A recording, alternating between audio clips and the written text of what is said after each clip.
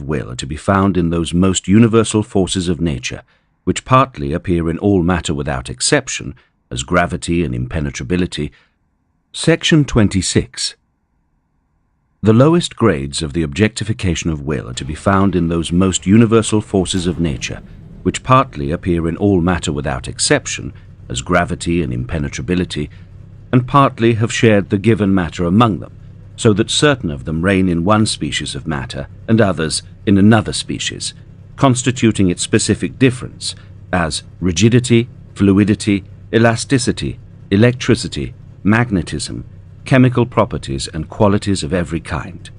They are, in themselves, immediate manifestations of will, just as much as human action, and as such they are groundless like human character.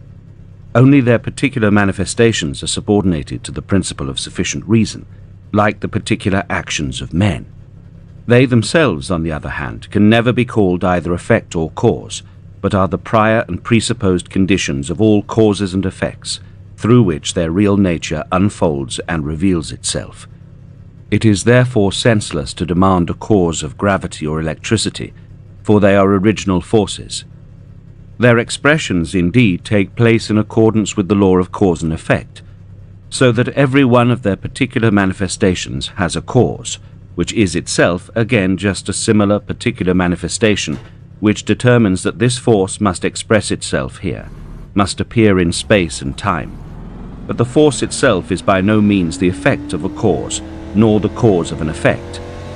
It is therefore a mistake to say gravity is the cause of a stone falling, for the cause in this case is rather the nearness of the earth, because it attracts the stone.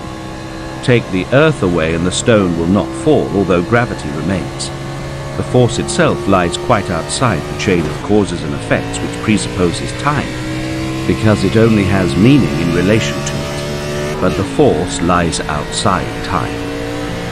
The individual change always has for its cause another change, just as individual as itself, and not the force of which it is the expression.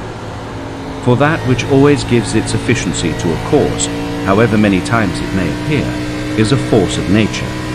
As such, it is groundless, i.e., it lies outside the chain of causes and outside the province of the principle of sufficient reason in general, and is philosophically known as the immediate objectivity of will, which is the in itself of the whole of nature. But in etiology, which in this reference is physics, it is set down as an original force, i.e., a qualitas occulta. In the higher grades of the objectivity of will, we see individuality occupy a prominent position, especially in the case of man, where it appears as the great difference of individual characters, i.e., as complete personality, outwardly expressed in strongly marked individual physiognomy, which influences the whole bodily form. None of the brutes have this individuality in anything like so high a degree, though the higher species of them have a trace of it. But the character of the species completely predominates over it, and therefore they have little individual physiognomy. The farther down we go, the more completely is every trace of the individual character lost in the common character of the species, and the physiognomy of the species alone remains. We know the physiological character of the species, and from that we know exactly what is to be expected from the individual, while, on the contrary, in the human species, every individual has to be studied and fathomed for himself, which, if we wish to forecast his action with some degree of certainty, is, on account of the possibility of concealment that first appears with reason, a matter of the greatest difficulty. It is probably connected with this difference of the human species from all others that the folds and convolutions of the brain, which are entirely wanting in birds and very weakly marked in rodents, are, even in the case of the higher animals, far more symmetrical on both sides and more constantly the same in each individual than in the case of human beings. It is further to be regarded as a phenomenon of this peculiar individual character which distinguishes men from all the lower animals, that in the case of the brutes the sexual instinct seeks its satisfaction without observable choice of objects, while in the case of man this choice is, in a purely instinctive manner and independent of all reflection, carried so far that it rises into a powerful passion. While then every man is to be regarded as a specially determined and characterized phenomenon of will, and indeed to a certain extent as a special idea, in the case of the brutes this individual character as a whole is wanting, because only the species has a special significance. And the farther we go from man, the fainter becomes the trace of this individual character, so that plants have no individual qualities left, except such as may be fully explained from the favorable or unfavorable external influences of soil, climate, and other accidents. Finally, in the inorganic kingdom of nature, all individuality disappears.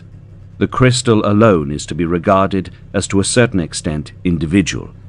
It is a unity of the tendency in definite directions, fixed by crystallization, which makes the trace of this tendency permanent.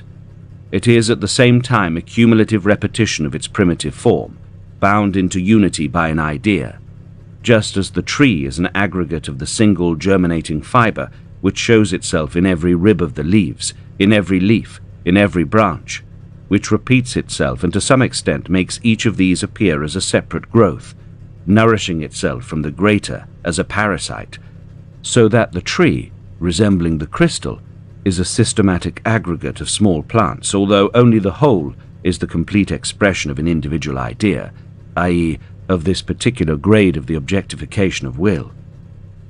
But the individuals of the same species of crystal can have no other difference than such as is produced by external accidents.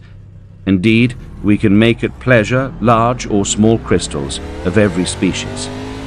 The individual, however, as such, that is, with traces of an individual character, does not exist further in unorganized nature. All its phenomena are expressions of general forces of nature, i.e., of those grades of the objectification of will which do not objectify themselves, as is the case in organized nature, by means of the difference of the individualities which collectively express the whole of the idea, but show themselves only in the species, and as a whole, without any variation in each particular example of it. Time, space, multiplicity, and existence conditioned by causes do not belong to the will or to the idea, the grade of the objectification of will, but only to their particular phenomena. Therefore, such a force of nature as, for example, gravity or electricity, must show itself as such in precisely the same way in all its million phenomena, and only external circumstances can modify these. This unity of its being in all its phenomena, this unchangeable constancy of the appearance of these, whenever, under the guidance of causality, the necessary conditions are present, is called a law of nature. If such a law is once learned from experience, then the phenomenon of that force of nature, the character of which is expressed and laid down in it, may be accurately forecast and counted upon. But it is just this conformity to law of the phenomena of the lower grades of the objectification of will which gives them such a different aspect from the phenomena of the same will in the higher, i.e. the more distinct, grades of its objectification, in animals and in men and their actions, where the stronger or weaker influence of the individual character and the susceptibility to motives which often remain hidden from the spectator, because they lie in knowledge, has had the result that the identity of the inner nature of the two kinds of phenomena has hitherto been entirely overlooked. If we start from the knowledge of the particular and not from that of the idea, there is something astonishing and sometimes even terrible in the absolute uniformity of the laws of nature. It might astonish us that nature never once forgets her laws, that if, for example, it has once been according to a law of nature that where certain materials are brought together under given conditions, a chemical combination will take place, or gas will be evolved, or they will go on fire. If these conditions are fulfilled, whether by our interposition or entirely by chance, and in this case the accuracy is the more astonishing because unexpected, today, just as well as 1,000 years ago, the determined phenomenon will take place at once and without delay. We are most vividly impressed with the marvelousness of this fact in the case of rare phenomena, which only occur under very complex circumstances, but which, we are previously informed, will take place if these conditions are fulfilled. For example, when we are told that if certain metals, when arranged alternately in fluid with which an acid has been mixed, are brought into contact, silver leaf brought between the extremities of this combination will suddenly be consumed in a green flame, or that under certain conditions the hard diamond turns into carbonic acid. It is the ghostly omnipresence of natural forces that astonishes us in such cases, and we remark here what in the case of phenomena which happen daily no longer strikes us, how the connection between cause and effect is really as mysterious as that which is imagined between a magic formula and a spirit that must appear when invoked by it. On the other hand, if we have attained to the philosophical knowledge that a force of nature is a definite grade of the objectification of will, that is to say, a definite grade of that which we recognize as our own inmost nature, and that this will, in itself, and distinguished from its phenomena and their forms, lies outside time and space, and that therefore the multiplicity which is conditioned by time and space does not belong to it nor directly to the grade of its objectification, i.e. the idea, but only to the phenomena of the idea. And if we remember that the law of causality has significance only in relation to time and space, inasmuch as it determines the position of the multitude of phenomena of the different ideas in which the will reveals itself, governing the order in which they must appear, if, I say, in this knowledge the inner meaning of the great doctrine of Kant has been fully grasped, the doctrine that time, space, and causality do not belong to the thing in itself, but merely to the phenomenon, that they are only the forms of our knowledge, not qualities of things in themselves, then we shall understand that this astonishment at the conformity to law and accurate operation of a force of nature, this astonishment at the complete sameness of all its million phenomena and the infallibility of their occurrence, is really like that of a child or a savage who looks for the first time through a glass with many facets at a flower and marvels at the complete similarity of the innumerable flowers which he sees, and counts the leaves of each of them separately. Thus every universal original force of nature is nothing but a low grade of the objectification of will, and we call every such grade an eternal idea in Plato's sense.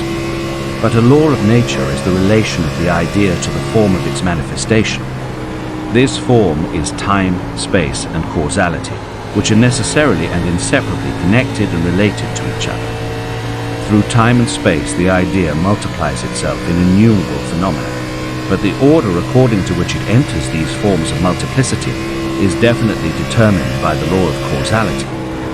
This law is, as it were, the norm of the limit of these phenomena of different ideas, in accordance with which time, space, and matter are assigned to them. This norm is therefore necessarily related to the identity of the aggregate of existing matter, which is the common substratum of all those different phenomena.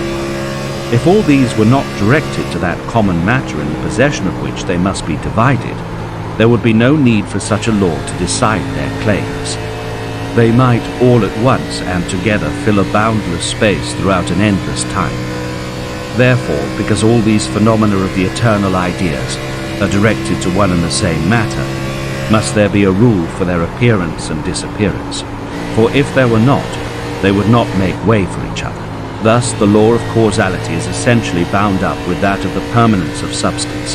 They reciprocally derive significance from each other. Time and space, again, are related to them in the same way, for time is merely the possibility of conflicting states of the same matter, and space is merely the possibility of the permanence of the same matter under all sorts of conflicting states. Accordingly, in the preceding book we explained matter as the union of space and time, and this union shows itself as change of the accidents in the permanence of the substance of which causality, or becoming, is the universal possibility. And accordingly we said that matter is through and through causality. We explained the understanding as the subjective correlative of causality, and said matter, and thus the whole world as idea, exists only for the understanding. The understanding is its condition, its supporter as its necessary correlative. I repeat all this in passing merely to call to mind what was demonstrated in the first book, for it is necessary for the complete understanding of these two books that their inner agreement should be observed. Since what is inseparably united in the actual world as its two sides, will and idea, has, in order that we might understand each of them more clearly in isolation, been dissevered in these two books. It may not perhaps be superfluous to elucidate further by an example how the law of causality has meaning only in relation to time and space, and the matter which consists in the union of the two. For it determines the limits in accordance with which the phenomena of the forces of nature divide themselves in the possession of matter, while the original forces of nature, as the immediate objectification of will, which as a thing in itself is not subordinated to the principle of sufficient reason, lie outside these forms, within which alone all etiological explanation has validity and meaning, and just on that account can never lead us to the inner reality of nature. For this purpose, let us think of some kind of machine constructed according to the laws of mechanics. Iron weights begin the motion by their gravity. Copper wheels resist by their rigidity, affect and raise each other and the lever by their impenetrability, and so on. Here, gravity, rigidity, and impenetrability are original unexplained forces. Mechanics only gives us the condition under which and the manner in which they manifest themselves, appear, and govern a definite matter, time, and place. If now a strong magnet is made to attract the iron of the weight and overcome its gravity, the movement of the machine stops, and the matter becomes forthwith the scene of quite a different force of nature. Magnetism, of which etiology again gives no further explanation than the condition under which it appears. Or let us suppose that the copper discs of such a machine are laid upon zinc plates, and an acid solution introduced between them. At once the same matter of the machine has become subject to another original force, galvanism, which now governs it according to its own laws, and reveals itself in it through its phenomena. And etiology can again tell us nothing about this force, except the conditions under which, and the laws in accordance with which, it manifests itself. Let us now raise the temperature and add pure acid. The whole machine burns, that is to say, once more an entirely different force of nature, chemical energy, asserts at this time and in this place irresistible claims to this particular matter, and reveals itself in it as idea, as a definite grade of the objectification of will. The calcined metal thus produced now unites with an acid, and a salt is obtained which forms itself into crystals. These are the phenomena of another idea, which in itself is again quite inexplicable, while the appearance of its phenomena is dependent upon certain conditions which etiology, and in this, which now governs it according to its ops, and the matter becomes forthwith the scene of quite a different force of nature. Magnetism, of which gravity, rigidity, and impenetrability are within which alone all etiological explanation has validity and meaning, and just on that account can never lead us to the inner reality of nature. For this purpose, let us think of some kind of machine constructed according to the laws of mechanics. Iron weights begin the motion by their gravity. Copper wheels resist by their rigidity, affect and raise each other and the lever by their impenetrability, and so on. Here, gravity, rigidity, and impenetrability are original unexplained forces. Mechanics only gives us the condition under which and the manner in which they manifest themselves, appear, and govern a definite matter, time, and place. If now a strong magnet is made to attract the iron of the weight and overcome its gravity, the movement of the machine stops, and the matter becomes forthwith the scene of quite a different force of nature. Magnetism, of which etiology again gives no further explanation than the condition under which it appears. Or let us suppose that the copper discs of such a machine are laid upon zinc plates, and an acid solution introduced between them. At once the same matter of the machine has become subject to another original force, galvanism, which now governs it according to its own laws, and reveals itself in it through its phenomena. And etiology can again tell us nothing about this force, except the conditions under which, and the laws in accordance with which, it manifests itself. Let us now raise the temperature and add pure acid. the whole machine burns. That is to say, once more, an entirely different force of nature, chemical energy, asserts at this time and in this place irresistible claims to this particular matter, and reveals itself in it as idea, as a definite grade of the objectification of will. The calcined metal thus produced now unites with an acid, and a salt is obtained which forms itself into crystals. These are the phenomena of another idea, which in itself is again quite inexplicable, while the appearance of its phenomena is dependent upon certain conditions which etiology can give us. The crystals dissolve, mix with other materials, and vegetation springs up from them, a new phenomenon of will.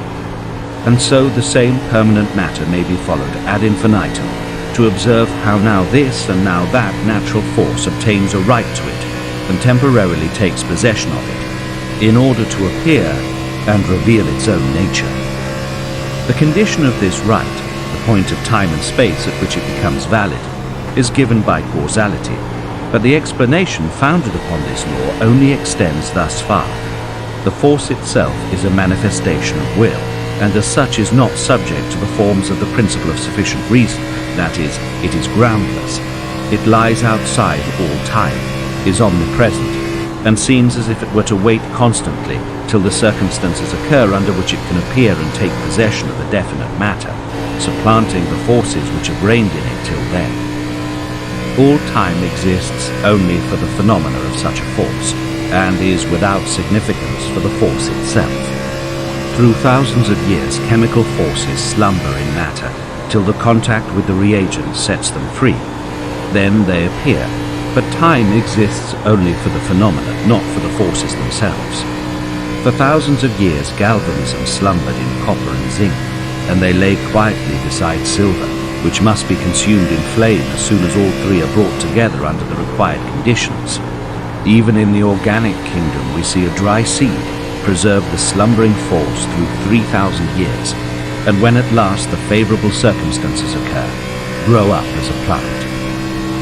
Footnote: on the 16th of September 1840, at a lecture upon Egyptian archaeology delivered by Mr. Pettigrew at the Literary and Scientific Institute of London, he showed some corns of wheat which Sir G. Wilkinson had found in a grave at Thebes, in which they must have lain for 3,000 years. They were found in a hermetically sealed vase.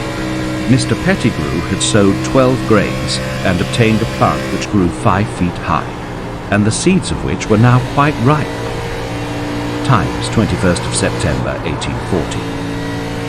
In the same way, in 1830, Mr. Halton produced in the Medical Botanical Society of London a bulbous root, which was found in the hand of an Egyptian mummy, in which it was probably put in observance of some religious rite, and which must have been at least 2,000 years old. He had planted it in a flower pot, in which it grew up and flourished. This is quoted from the Medical Journal of 1830, in the Journal of the Royal Institute of Great Britain, October 1830. Page 196. In the garden of Mr. Grimstone, of the Herbarium, Highgate, London, is a pea in full fruit which has sprung from a pea that Mr. Pettigrew and the officials of the British Museum took out of a vase, which has been found in an Egyptian sarcophagus, where it must have lain 2,844 years. Times, the 16th of August, 1844. Indeed, the living toads found in limestone lead to the conclusion that even animal life is capable of such a suspension for thousands of years, if this is begun in the dormant period and maintained by special circumstances. End of footnote. If by this exposition the difference between a force of nature and all its phenomena has been made quite distinct, if we have seen clearly that the former is the will itself at this particular grade of its objectification, but that multiplicity comes to phenomena only through time and space, and that the law of causality is nothing but the determination of the position of these phenomena in time and space, then we shall recognize the complete truth and the deep meaning of Malebranche's doctrine of occasional causes.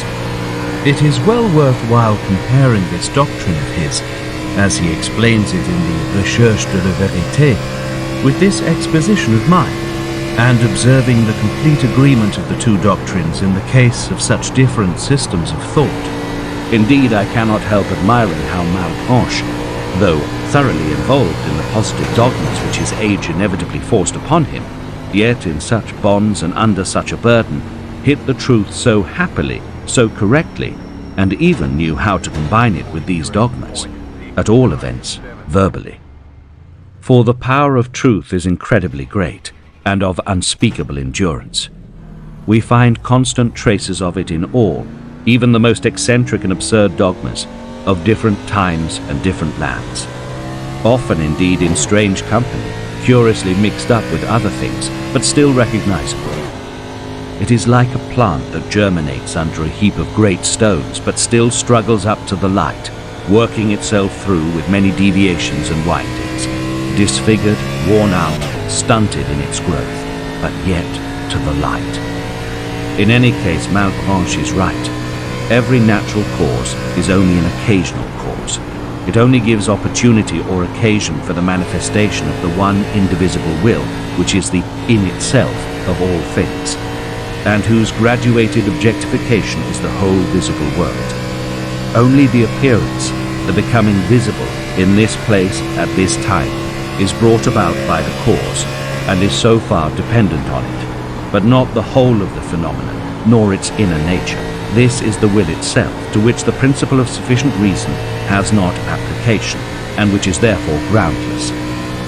Nothing in the world has a sufficient cause of its existence generally, but only a cause of existence just here and just now. That a stone exhibits now gravity, now rigidity, now electricity, now chemical qualities, depends upon causes, upon impressions upon it from without, and is to be explained from these. But these qualities themselves, and thus the whole inner nature of the stone which consists in them, and therefore manifests itself in all the ways referred to, thus in general that the stone is such as it is, that it exists generally. All this, I say, has no ground, but is the visible appearance of the groundless will. Every cause is thus an occasional cause. We have found it to be so in nature, which is without knowledge, and it is also precisely the same when motives and not causes or stimuli determine the point at which the phenomena are to appear, that is to say, in the actions of animals and human beings. For in both cases it is one and the same will which appears, very different in the grades of its manifestation, multiplied in the phenomena of these grades, and in respect of these, subordinated to the principle of sufficient reason, but in itself free from organs. Motives do not determine the character of man, but only the phenomena of his character, that is, his actions, the outward fashion of his life, not its inner meaning and content. These proceed from the character, which is the immediate manifestation of the will, and is therefore groundless. That one man is bad and another good does not depend upon motives or outward influences, such as teaching and preaching, and is in this sense quite inexplicable. But whether a bad man shows his badness in petty acts of injustice, cowardly tricks and low knavery which he practices in the narrow sphere of his circumstances, or whether, as a conqueror, he oppresses nations, throws a world into lamentation, and sheds the blood of millions, this is the outward form of his manifestation, that which is unessential to it, and depends upon the circumstances in which fate has placed him, upon his surroundings, upon external influences, upon motives. But his decision upon these motives can never be explained from them. It proceeds from the will, of which this man is a manifestation. Of this we shall speak in the fourth book. The manner in which the character discloses its qualities is quite analogous to the way in which those of every material body in unconscious nature are disclosed. Water remains water with its intrinsic qualities, whether as a still lake it reflects its banks, or leaps in foam from the cliffs, or, artificially confined, spouts in a long jet into the air. All that depends upon external causes. The one form is as natural to it as the other, but it will always show the same form in the same circumstances. It is equally ready for any, but in every case true to its character, and at all times revealing this alone. so will every human character under all circumstances reveal itself. But the phenomena which proceed from it will always be in accordance with the circumstances. Section 27.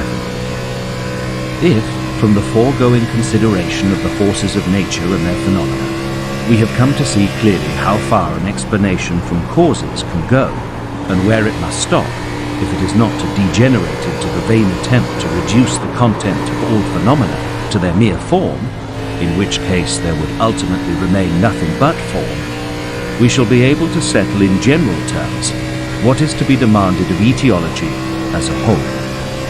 It must seek out the causes of all phenomena in nature, i.e., the circumstances under which they invariably appear.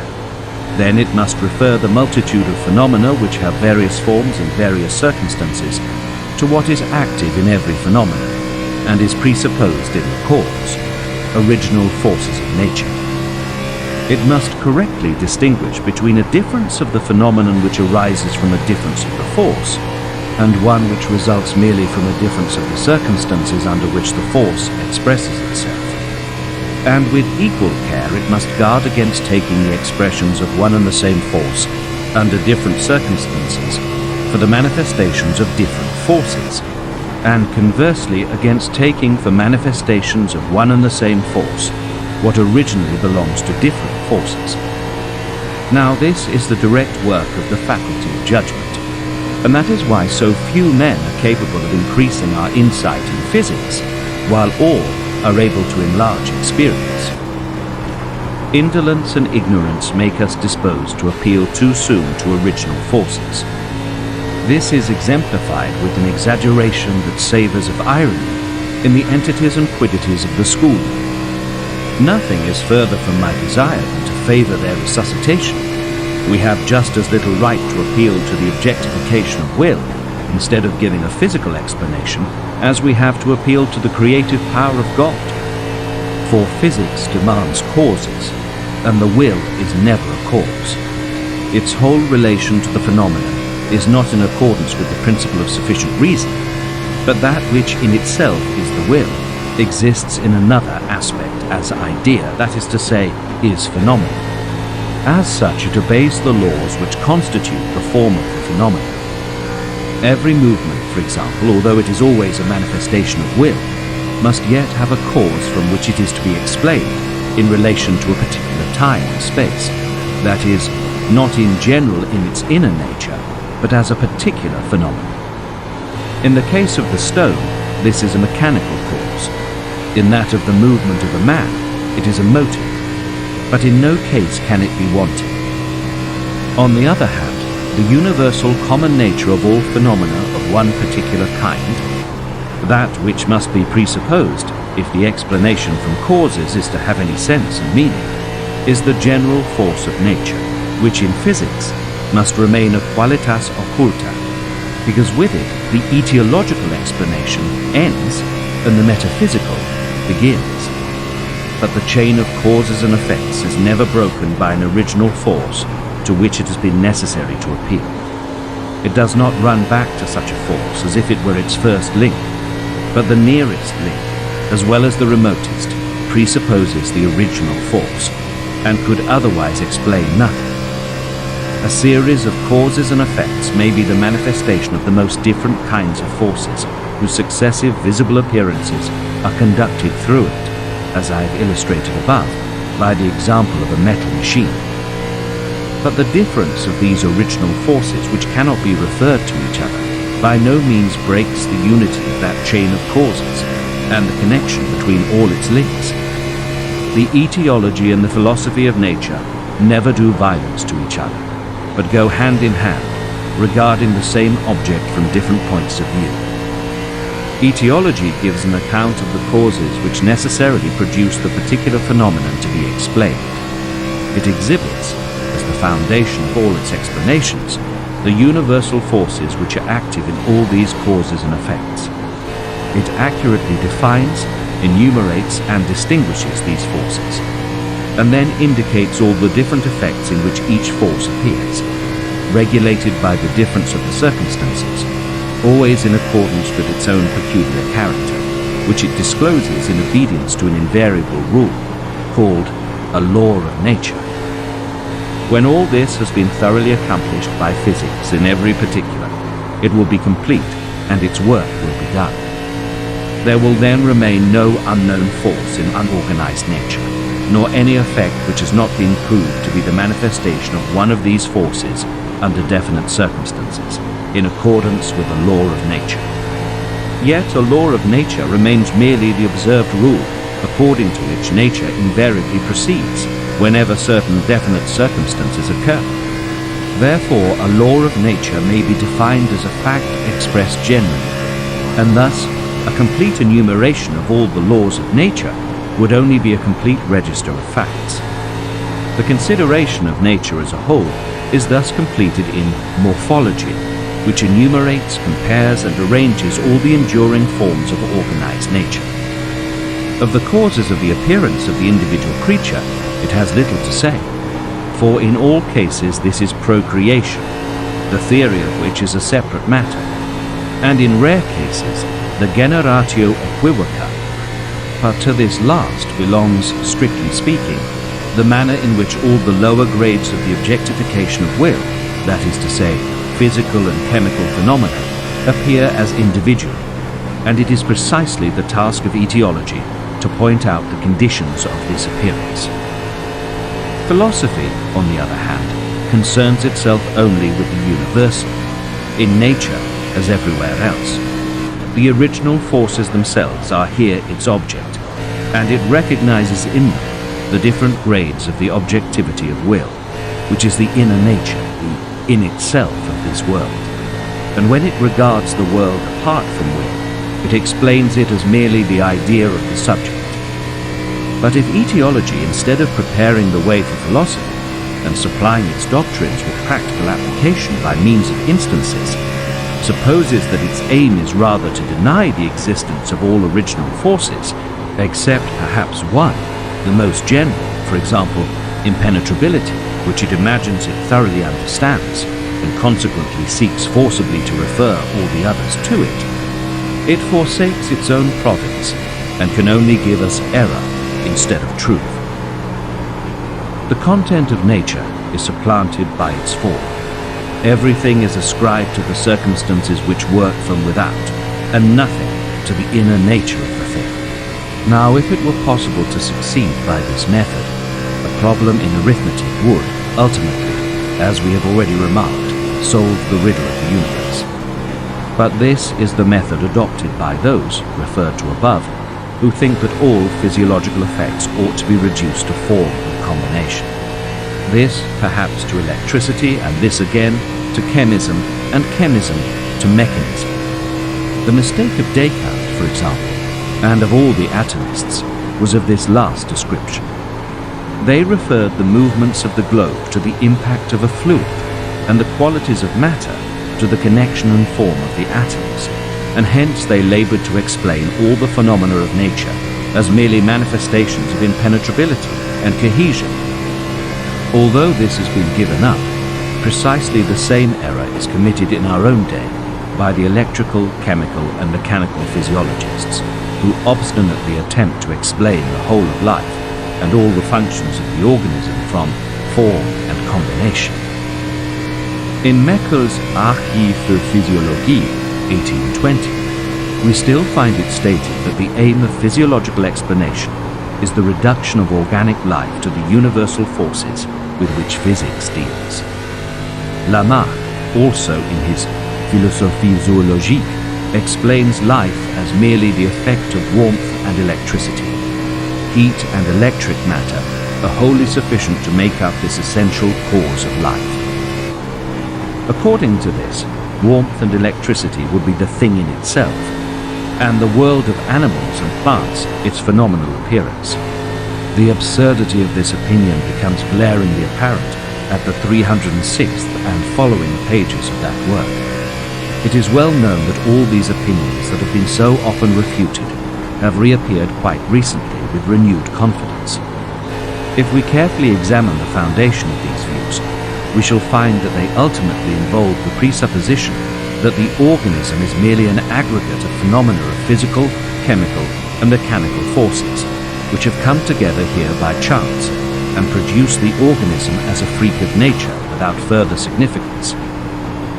The organism of an animal or of a human being would therefore be, if considered philosophically, not the exhibition of a special idea, that is, not itself immediate objectivity of the will at a definite higher grade, but in it would appear only those ideas which objectify the will in electricity, in chemism, and in mechanism. Thus, the organism would be as fortuitously constructed by the concurrence of these forces as the forms of men and beasts in clouds and stalactites, and would therefore in itself be no more interesting than they are. However, we shall see immediately how far the application of physical and chemical modes of explanation to the organism may yet, within certain limits, be allowable and useful.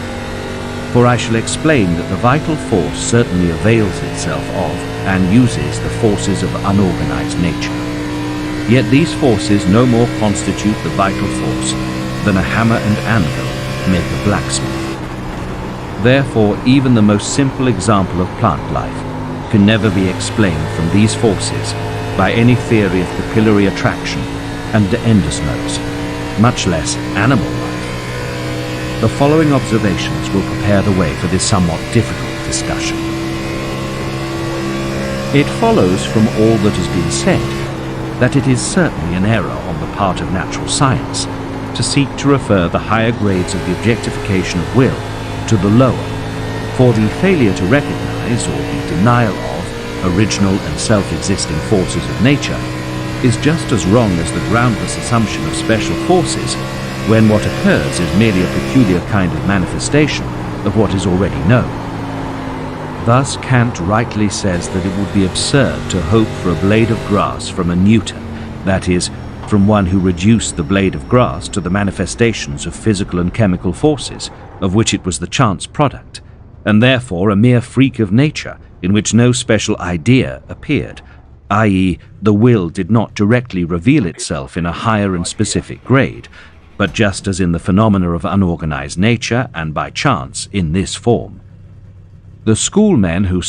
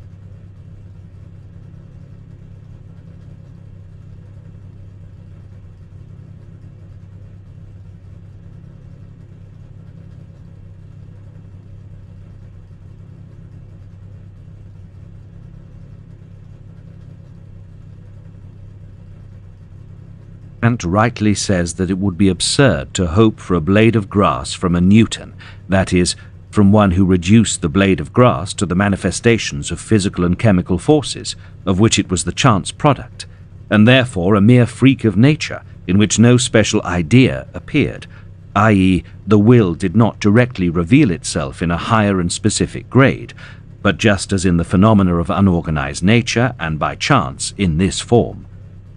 The schoolmen, who certainly would not have allowed such a doctrine, would rightly have said that it was a complete denial of the forma substantialis, and a degradation of it to the forma accidentalis.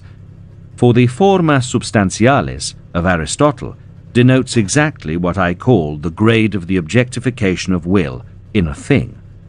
On the other hand, it is not to be overlooked that in all ideas, that is, in all forces of unorganized and all forms of organized nature, it is one and the same will that reveals itself, that is to say, which enters the form of the idea and passes into objectivity.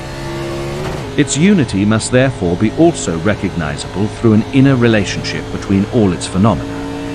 Now this reveals itself in the higher grades of the objectification of will, where the whole phenomenon is more distinct, thus in the vegetable and animal kingdoms, through the universally prevailing analogy of all forms, the fundamental type which recurs in all phenomena. This has, therefore, become the guiding principle of the admirable zoological system which was originated by the French in this century, and it is most completely established in comparative anatomy as l'unité de plan, l'uniformité de l'élément anatomique. To discover this fundamental type has been the chief concern, or at any rate the praiseworthy endeavor, of the natural philosophers of the school of Schelling, who have in this respect considerable merit, although in many cases their hunt after analogies in nature degenerated into mere conceits. They have, however, rightly shown that general relationship and family likeness exists also in the ideas of unorganized nature, for example between electricity and magnetism, the identity of which was afterwards established, between chemical attraction and gravitation, and so forth. They specially called attention to the fact that polarity, that is, the sundering of a force into two qualitatively different and opposed activities striving after reunion, which also shows itself for the most part in space as a dispersion in opposite directions, is a fundamental type of almost all the phenomena of nature, from the magnet and the crystal to man himself. Yet this knowledge has been current in China from the earliest times, in the doctrine of opposition of yin and yang. Indeed, since all things in the world are the objectification of one and the same will, and therefore in their inner nature identical, it must not only be the case that there is that unmistakable analogy between them, and that in every phenomenon the trace, intimation, and plan of the higher phenomenon that lies next to it in point of development shows itself. Yet this between chemical attraction and gravitation, and so forth. They specially called attention to the fact that polarity, that is, the sundering of a force into two qualitatively different and opposed activities striving after reunion, which also shows itself for the most part in space as a dispersion in opposite directions, is a fundamental type of almost all the phenomena of nature, from the magnet and the crystal to man himself. Yet this knowledge has been current in China from the earliest times, in the doctrine of opposition of yin and yang. Indeed, since all things in the world are the objectification of one and the same will, and therefore in their inner nature identical, it must not only be the case that there is that unmistakable analogy between them, and that in every phenomenon the trace, intimation, and plan of the higher phenomenon that lies next to it in point of development shows itself, but also because all these forms belong to the world as idea, it is indeed conceivable that even in the most universal forms of the idea, in that peculiar framework of the phenomenal world, space, and time, it may be possible to discern and establish the fundamental type, intimation, and plan of what fills the forms. It seems to have been a dim notion of this that was the origin of the Kabbalah, and all the mathematical philosophy of the Pythagoreans, and also of the Chinese in Wai King. In the school of Schelling also, to which we have already referred, we find, among their efforts to bring to light the similarity among the phenomena of nature, several attempts, though rather unfortunate ones, to deduce laws of nature from the laws of pure space and time. However, one can never tell to what extent a man of genius will realize both endeavors. Now, although the difference between phenomenon and thing in itself is never lost sight of, and therefore the identity of the will which objectifies itself in all ideas can never, because it has different grades of its objectification, be distorted to mean identity of the particular ideas themselves in which it appears, so that, for example, chemical or electrical attraction can never be reduced to the attraction of gravitation, although this inner analogy is known, and the former may be regarded as, so to speak, higher powers of the latter. Just as little does the similarity of the construction of all animals warrant us in mixing and identifying the species, and explaining the more developed as mere variations of the less developed. And although, finally, the physiological functions are never to be reduced to chemical or physical processes, yet in justification of this procedure, within certain limits, we may accept the following observations as highly probable. If several of the phenomena of will in the lower grades of its objectification, that is, in unorganized nature, come into conflict because each of them, under the guidance of causality, seeks to possess a given portion of matter, there arises from the conflict the phenomenon of a higher idea which prevails over all the less developed phenomena previously there, yet in such a way that it allows the essence of these to continue to exist in a subordinate manner, in that it takes up into itself from them something which is analogous to them. This process is only intelligible from the identity of the will which manifests itself in all the ideas, and which is always striving after higher objectification. We thus see, for example, in the hardening of the bones, an unmistakable analogy to crystallization, as the force which originally had possession of the chalk, although ossification is never to be reduced to crystallization. The analogy shows itself in a weaker degree in the flesh becoming firm.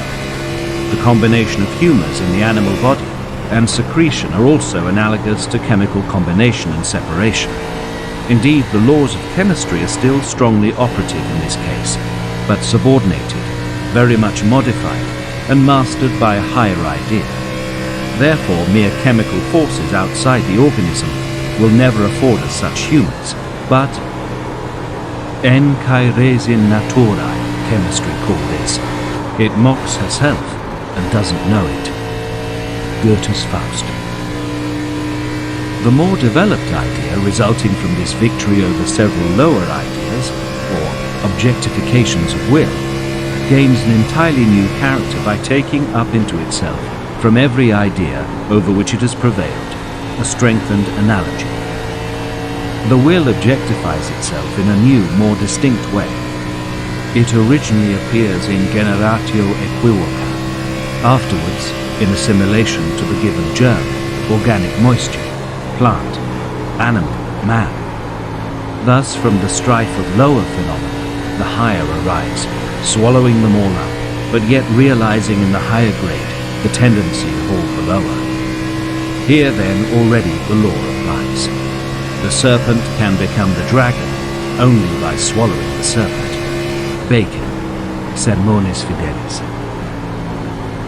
I wish it had been possible for me to dispel by clearness of explanation the obscurity which clings to the subject of these thoughts. But I see very well that the reader's own consideration of the matter must materially aid me, if I am not to remain uncomprehended or misunderstood.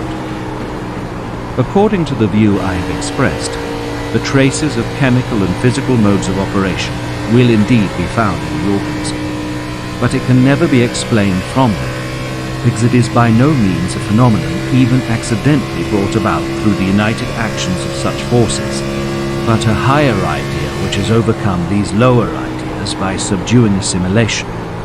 For the one will which objectifies itself in all ideas always seeks the highest possible objectification, and has therefore in this case given up the lower grades of its manifestation after a conflict, in order to appear in a higher grade, and one so much the more powerful. No victory without conflict. Since the higher idea or objectification of will can only appear through the conquest of the lower, it endures the opposition of these lower ideas, which, although brought into subjection, still constantly strive to obtain an independent and complete expression of their being. The magnet that has attracted a piece of iron carries on a perpetual conflict with gravitation, which, as the lower objectification of will, has a prior right to the matter of the iron. And in this constant battle the magnet indeed grows stronger, for the opposition excites it, as it were, to greater effort. In the same way, every manifestation of the will, including that which expresses itself in the human organism, wages a constant war against the many physical and chemical forces which, as lower ideas, have a prior right to that matter. Thus the arm falls, which for a while, overcoming gravity, we have held stretched out. Thus the pleasing sensation of health, which proclaims the victory of the idea of the self-conscious organism over the physical and chemical laws which originally governed the humours of the body, is so often interrupted, and is indeed always accompanied by greater or less discomfort, which arises from the resistance of these forces, and on account of which the vegetative part of our life is constantly attended by slight pain. Thus also digestion weakens all the animal functions, because it requires the whole vital force to overcome the chemical forces of nature by assimilation. Hence also in general the burden of physical life, the necessity of sleep, and finally of death.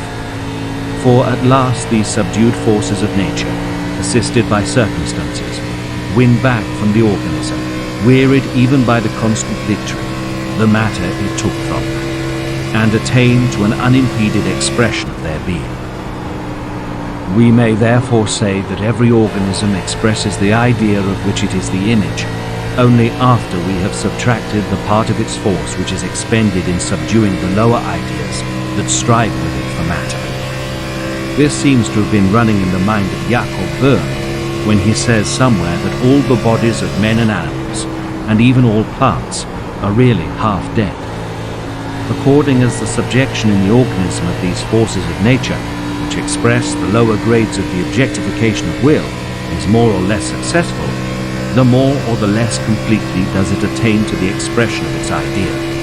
That is to say, the nearer it is to the ideal, or the further from it. The ideal of beauty in its species. Thus, everywhere in nature we see strife, conflict, and alternation of victory, and in it we shall come to recognize more distinctly that variance with itself which is essential to the will. Every grade of the objectification of will fights for the matter, the space, and the time of the others.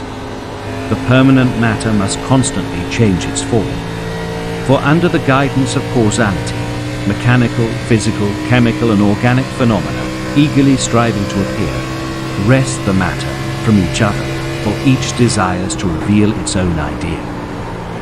This strife may be followed through the whole of nature. Indeed, nature exists only through it. For, as Empedocles says, if strife did not rule in things, then all would be a unity.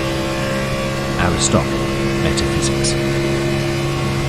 Yet this strife itself is only the revelation of that variance with itself, which is essential to the will. This universal conflict becomes most distinctly visible in the animal kingdom, for animals have the whole of the vegetable kingdom for their food, and even within the animal kingdom, every beast is the prey and the food of another. That is, the matter in which its idea expresses itself must yield itself to the expression of another idea, for each animal can only maintain its existence by the constant destruction of some other. Thus the will to live everywhere preys upon itself, and in different forms is its own nourishment, till finally the human race, because it subdues all the others, regards nature as a manufactory for its use.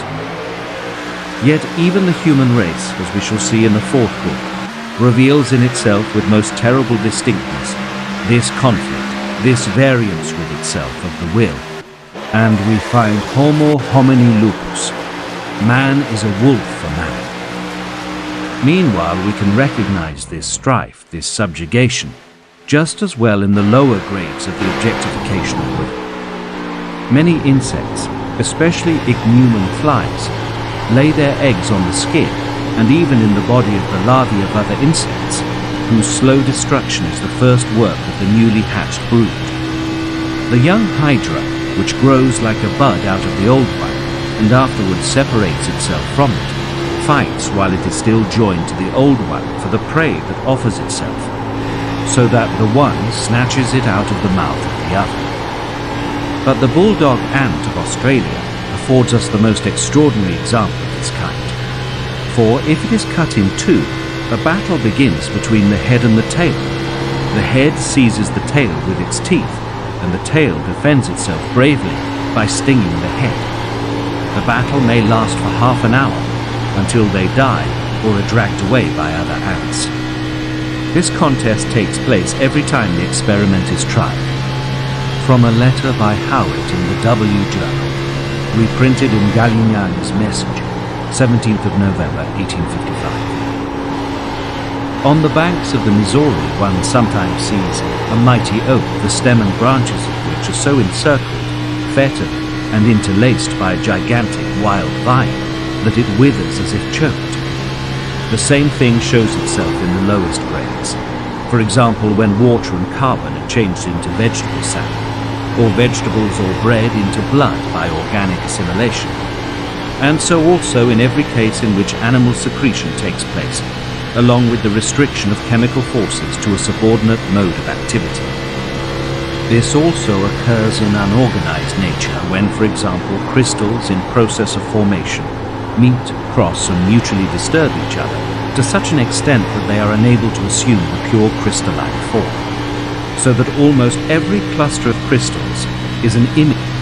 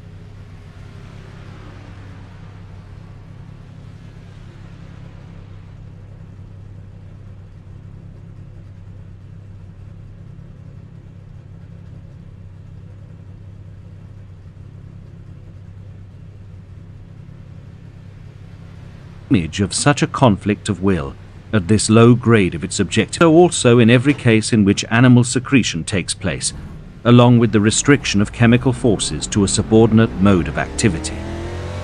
This also occurs in unorganized nature when, for example, crystals in process of formation meet, cross, and mutually disturb each other to such an extent that they are unable to assume the pure crystalline form, so that almost every cluster of crystals is an image of such a conflict of will at this low grade of its objectification.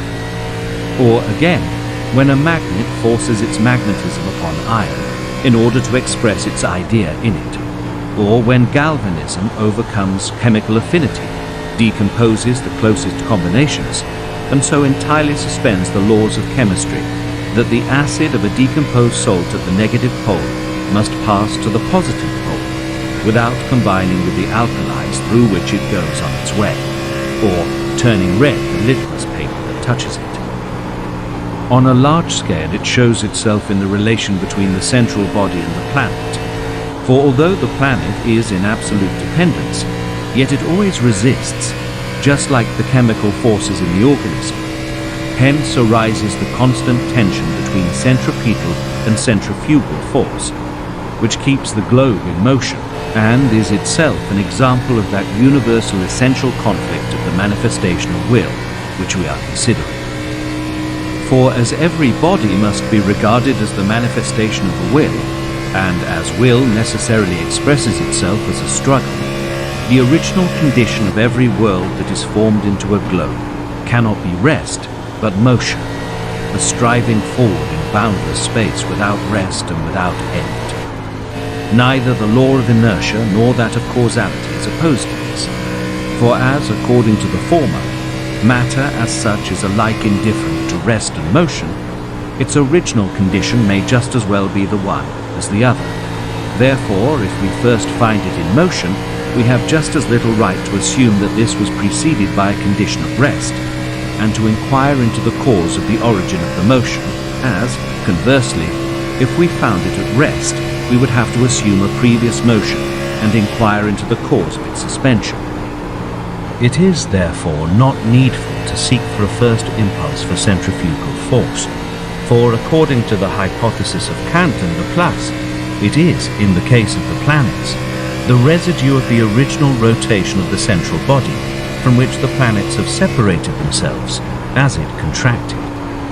But to this central body itself, motion is essential. It always continues its rotation, and at the same time rushes forward in endless space, or perhaps circulates round a greater central body invisible to us.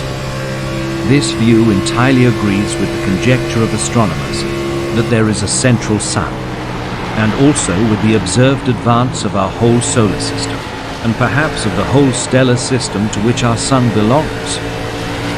From this we are finally led to assume a general advance of fixed stars, together with the central sun, and this certainly loses all meaning in boundless space, for motion in absolute space cannot be distinguished from rest, and becomes, as is already the case from its striving and aimless flight, an expression of that nothingness, that failure of all aim, which at the close of this book we shall be obliged to recognize in the striving of will in all its phenomena. Thus boundless space and endless time must be the most universal and essential forms of the collective phenomena of will, which exist for the expression of its whole being.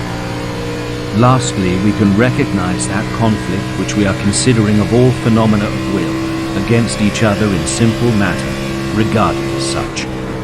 For the real characteristic of matter is correctly expressed by Kant as repulsive and attractive force, so that even crude matter has its existence only in the strife of conflicting forces. If we abstract from all chemical differences in matter, or go so far back in the chain of causes and effects that as yet there is no chemical difference, there remains mere matter, the world rounded to a globe, whose life, i.e. objectification of will, is now constituted by the conflict between attractive and repulsive forces. The former, as gravitation pressing from all sides towards the center, the latter, as impenetrability, always opposing the former either as rigidity or elasticity. And this constant pressure and resistance may be regarded as the objectivity of will in its very lowest grade, and even there it expresses its character. We should see the will express itself here in the lowest grade as blind striving, an obscure, inarticulate impulse, far from susceptible of being directly known. It is the simplest and the weakest mode of its objectification, but it appears as this blind and unconscious striving in the whole of unorganized nature, in all those original forces of which it is the work of physics and chemistry to discover and to study the laws, and each of which manifests itself to us in millions of phenomena which are exactly similar and regular, and show no trace of individual character, but are mere multiplicity through space and time, i.e., through the principium individuationis, as a picture is multiplied through the facets of a glass.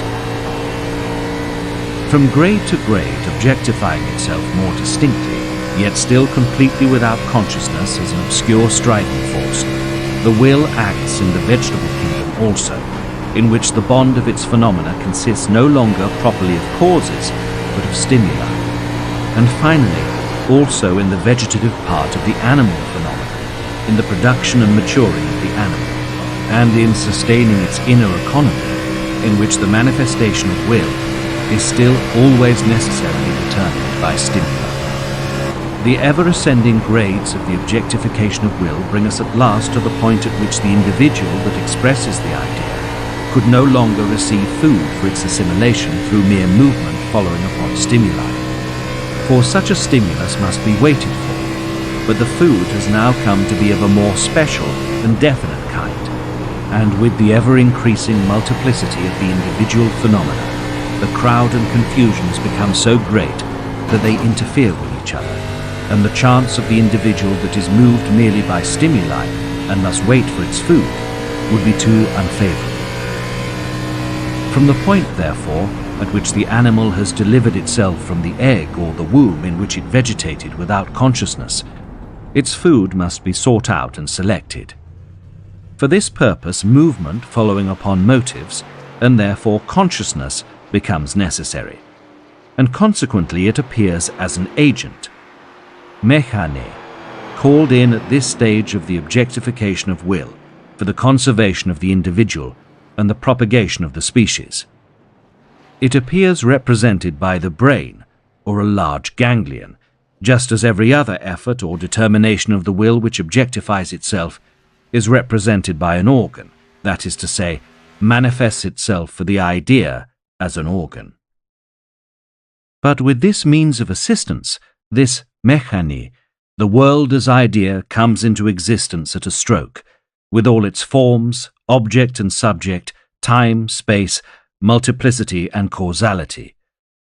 The world now shows its second side. Till now, mere will, it becomes also idea, object of the knowing subject. The will, which up to this point followed its tendency in the dark with unerring certainty, has at this grade kindled for itself a light as a means which became necessary for getting rid of the disadvantage which arose from the throng and the complicated nature of its manifestations, and which would have accrued precisely to the most perfect of them. The hitherto infallible certainty and regularity with which it worked in unorganized and merely vegetative nature rested upon the fact that it alone was active in its original nature, as blind impulse, will, without assistance and also without interruption, from a second and entirely different world, the world as idea, which is indeed only the image of its own inner being, but is yet of quite another nature, and now encroaches on the connected whole of its phenomena. Hence its infallible certainty comes to an end. Animals are already exposed to illusion, to deception. They have, however, merely ideas of perception, no conceptions, no reflection, and they are therefore bound to the present. They cannot have regard for the future. It seems as if this knowledge, without reason, was not in all cases sufficient for its end, and at times required, as it were, some assistance. For the very remarkable phenomenon presents itself, that the blind working of the will, and the activity enlightened by knowledge, encroach in a most astonishing manner upon each other's spheres in two kinds of phenomena. In the one case we find in the very midst of those actions of animals which are guided by perceptive knowledge and its motives, one kind of action which is accomplished apart from these, and thus through the necessity of the blindly acting will. I refer to those mechanical instincts which are guided by no motive or knowledge, and which yet have the appearance of performing their work from abstract rational motives. The other case which is opposed to this is that in which, on the contrary, the light of knowledge penetrates into the workshop of the blindly active will, and illuminates the vegetative functions of the human organism. I mean clairvoyance. Finally, when the will has attained to the highest grade of its objectification, that knowledge of the understanding given to brutes to which the senses supply the data, out of which there arises mere perception confined to what is immediately present, does not suffice. That complicated, many-sided, imaginative being, man, with his many needs, and exposed as he is to innumerable dangers, must, in order to exist, be lighted by a double knowledge. A higher power, as it were, of perceptive knowledge must be given him, and also reason as the faculty of framing abstract conceptions. With this there has appeared reflection, surveying the future and the past, and as a consequence, deliberation, care, the power of premeditated action independent of the present, and finally the full and distinct consciousness of one's own deliberate volition as such. Now, if with mere knowledge of perception there arose the possibility of illusion and deception, by which the previous infallibility of the blind striving of will was done away with, so that mechanical and other instincts, as expressions of unconscious will, had to lend their help in the midst of those that were conscious, with the entrance of reason, that certainty and infallibility of the expressions of will, which at the other extreme in unorganized nature appeared as strict conformity to law, is almost entirely lost. Instinct disappears altogether. Deliberation, which is supposed to take the place of everything else, begets, as was shown in the first book, irresolution and uncertainty. Then error becomes possible, and in many cases obstructs the adequate objectification of the will in action. For although in the character the will has already taken its definite and unchangeable bent or direction, in accordance with which volition, when occasioned by the presence of a motive, invariably takes place, yet error can falsify its expressions, for it introduces elusive motives that take the place of the real ones which they resemble. As, for example, when superstition forces on a man imaginary motives which impel him to a course of action directly opposed to the way in which the will would otherwise express itself in the given circumstances. Agamemnon slays his daughter. A miser dispenses alms out of pure egotism, in the hope that he will someday receive 100-fold, and so on.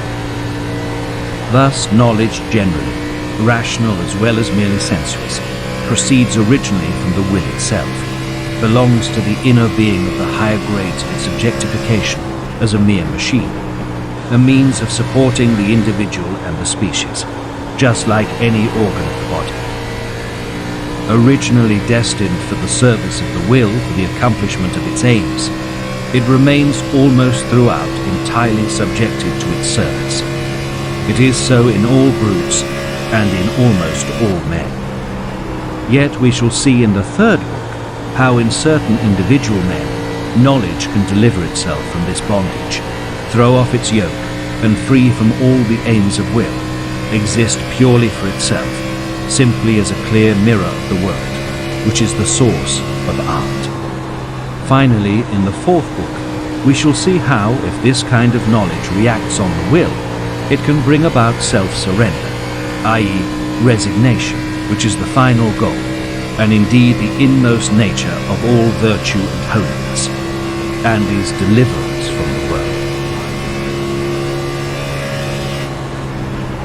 Section 28. we have considered the great multiplicity and diversity of the phenomena in which the will objectifies itself, and we have seen their endless and implacable strife with each other. Yet according to the whole discussion up to this point, the will itself, as thing in itself, is by no means included in that multiplicity and change. The diversity of the Platonic ideas, i.e. grades of objectification, the multitude of individuals in which each of these expresses itself, the struggle of forms for matter, all this does not concern it, but is only the manner of its objectification, and only through this has an indirect relation to it, by virtue of which it belongs to the expression of the nature of will for the idea. As the magic lantern shows many different pictures which are all made visible by one and the same light, so in all the multifarious phenomena which fill the world together, or throng after each other as events, only one will manifests itself, of which everything is the visibility, the objectivity, and which remains unmoved in the midst of this change. It alone is thing in itself. All objects are manifestations, or to speak the language of Kant, phenomena. Although in man, as Platonic idea, the will finds its clearest and fullest objectification, yet man alone could not express its being. In order to manifest the full significance of the will, the idea of man would need to appear not alone and sundered from everything else, but accompanied by the whole series of grades, down through all the forms of animals, through the vegetable kingdom to unorganized nature. All these supplement each other in the complete objectification of will. They are as much presupposed by the idea of man as the blossoms of a tree presuppose leaves, branches, stem and root. They form a pyramid of which man is the apex. If fond of similes, one might also say that their manifestations accompany that of man as necessarily as the full daylight is accompanied by all the gradations of twilight, through which, little by little, it loses itself in darkness. Or one might call them the echo of man and say, animal and plant of the descending fifth and third of man, the inorganic kingdom is the lower octave. The full truth of this last comparison will only become clear to us when, in the following book, we attempt to fathom the deep significance of music and see how a connected, progressive melody, made up of high, quick notes, may be regarded as, in some sense, expressing the life and efforts of man connected by reflection, while the unconnected complemental notes and the slow bass which make up the harmony necessary to perfect the music represent the rest of the animal kingdom and the whole of nature that is without knowledge. But of this in its own place, where it will not sound so paradoxical. We find, however, that the inner necessity of the gradation of its manifestations, which is inseparable from the adequate objectification of the will, is expressed by an outer necessity in the whole of these manifestations themselves, by reason of which man has need of the beasts for his support. The beasts in their grades have need of each other as well as of plants, which in their turn require the ground, water, chemical elements and their combinations, the planet, the sun, rotation and motion round the sun, the curve of the ellipse, etc., etc. At bottom, this results from the fact that the will must live on itself, for there exists nothing beside it, and it is a hungry will. Hence arise eager pursuit, anxiety, and suffering.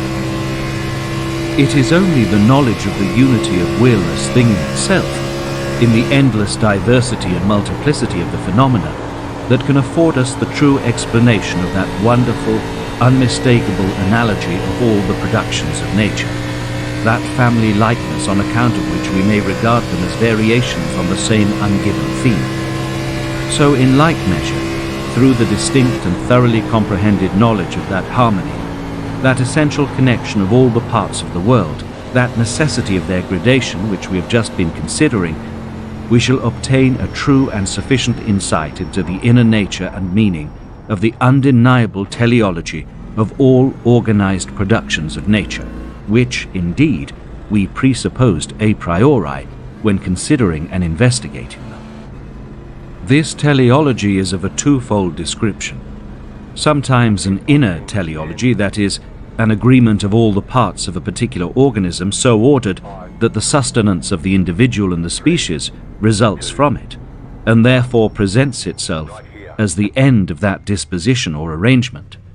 Sometimes, however, there is an outward teleology, a relation of unorganized to organized nature in general, or of particular parts of organized nature to each other, which makes the maintenance of the whole of organized nature, or of the particular animal species, possible, and therefore presents itself to our judgment as the means to this end. Inner teleology is connected with the scheme of our work in the following way. If, in accordance with what has been said, all variations of form in nature and all multiplicity of individuals belong not to the will itself, but merely to its objectivity and the form of this objectivity, it necessarily follows that the will is indivisible and is present as a whole in every manifestation, although the grades of its objectification, the Platonic ideas, are very different from each other. We may, for the sake of simplicity, regard these different ideas as in themselves individual and simple acts of the will, in which it expresses its nature more or less. Individuals, however, are again manifestations of the ideas, thus of these acts in time, space, and multiplicity. Now, in the lowest grades of objectivity, such an act or an idea retains its unity in the manifestation, while in order to appear in higher grades, it requires a whole series of conditions and developments in time, which only collectively express its nature completely. Thus, for example, the idea that reveals itself in any general force of nature has always one single expression, although it presents itself differently according to the external relations that are present. Otherwise, its identity could not be proved, for this is done by abstracting the diversity that arises merely from external relations. In the same way, the crystal has only one manifestation of life, crystallization, which afterwards has its fully adequate and exhaustive expression in the rigid form, the corpse of that momentary life. The plant, however, does not express the idea whose phenomenon it is at once and through a single manifestation, but in a succession of developments of its organs in time. The animal not only develops its organism in the same manner in a succession of forms which are often very different, metamorphosis, but this form itself, although it is already objectivity of will at this grade, does not attain to a full expression of its idea. This expression must be completed through the actions of the animal in which its empirical character, common to the whole species, manifests itself, and only then does it become the full revelation of the idea, a revelation which presupposes the particular organism as its first condition. In the case of man, the empirical character is peculiar to every individual, indeed, as we shall see in the fourth book, even to the extent of supplanting entirely the character of the species through the self-surrender of the whole will.